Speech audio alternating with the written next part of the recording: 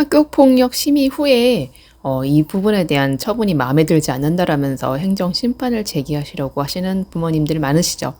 이 부모님들께 제가 관련 사건들을 좀 접하면서 느꼈던 부분들을 좀 말씀드리려고 합니다. 행정심판의 제기 요건은 일단 심의위원회의 처분입니다. 그러니까 상대방이 잘못했다라는 내용이 아니라 심의위원회의 결정, 처분이 잘못됐다. 토의 과정이 잘못됐다, 잘못 살펴보았다, 이런 부분들이 이유가 되어야 됩니다. 상대방을 흠집내는 듯한, 그러니까 상대방의 잘못을 지적하는 듯한 내용은 행정심판에서는 맞지 않습니다.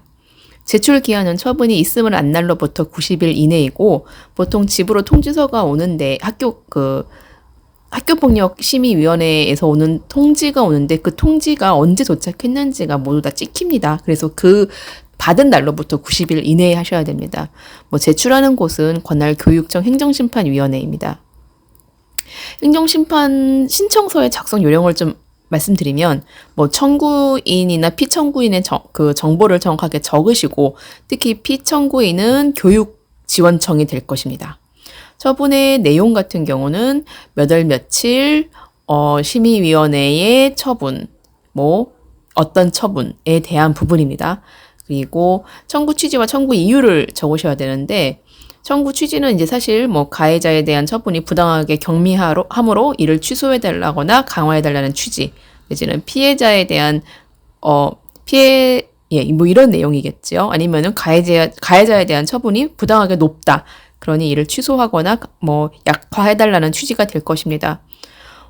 예시로는 그러니까 교육지원청이 피청구인이 2024년 2월 15일 결정한 서면사과 처분을 취소하고 가해 학생 누구에게 보다 강력한 처분을 부과하는 결정을 해주시기 바랍니다. 이런 정도로 쓰시면 됩니다. 중요한 게 청구 이유입니다.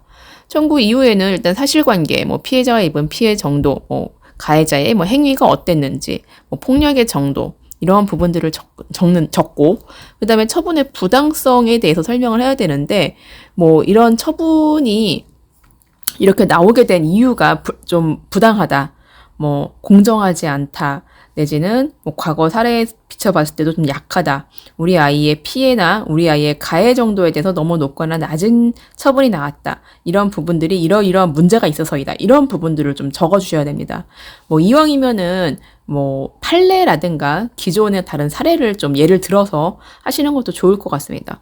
그런데 여기서 중요한 거는 많은 부모님들이 이 서류를 작성하실 때 서류 작성의 어떤 양식이라든가 내지는 문장이 이해 안 되게 적으시는 분들도 많으세요. 그래서 양식을 좀 우리가 일반 공문서를 쓰는 양식으로 적어주시고, 설명을 자세하게 하실 때 설명이 너무 이렇게 설명을 하는 그 글이 앞뒤가 안 맞는다든가 주술 관계가 틀린다든가 이러시면은 사실 이를 보는 입장에서는 굉장히 어떤 이유로 심판을 청구하는지에 대해서 잘 파악하기가 어렵습니다.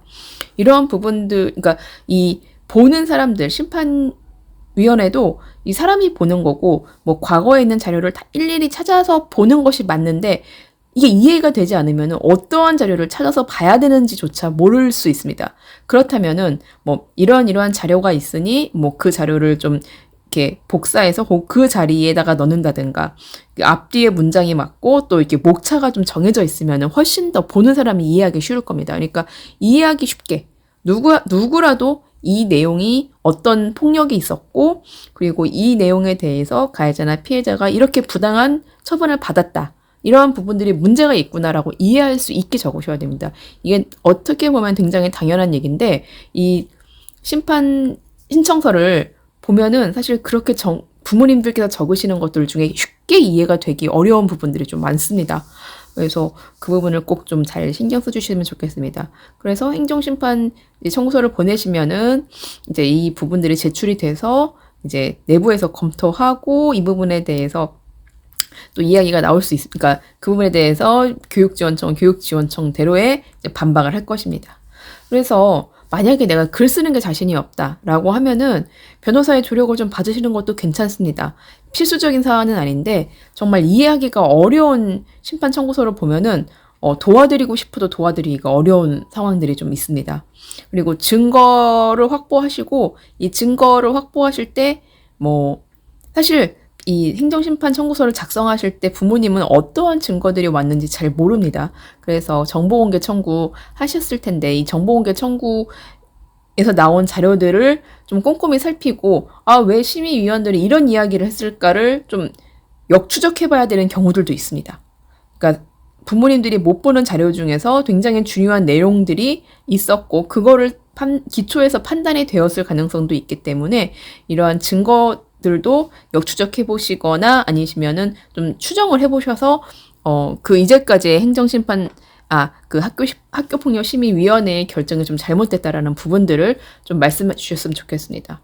그래서 사실 행정심판 같은 경우는 학폭의 처분이 부당하다고 다투는 것이잖아요. 그러니까 보다 강력하고 좀 강력한 처벌을 원하거나 아니면 경미한 처벌로 감경을 해야 된다라고 하면은 이 논리를 체계적으로 구성하고 또 읽기 쉽게 적는 것이 굉장히 중요합니다. 이러한 부분들이 좀 어려우시다면은 꼭 주변에 어떤 법률 전문가의 도움을 좀 받으시는 게 좋겠습니다. 윤예린 변호사였습니다.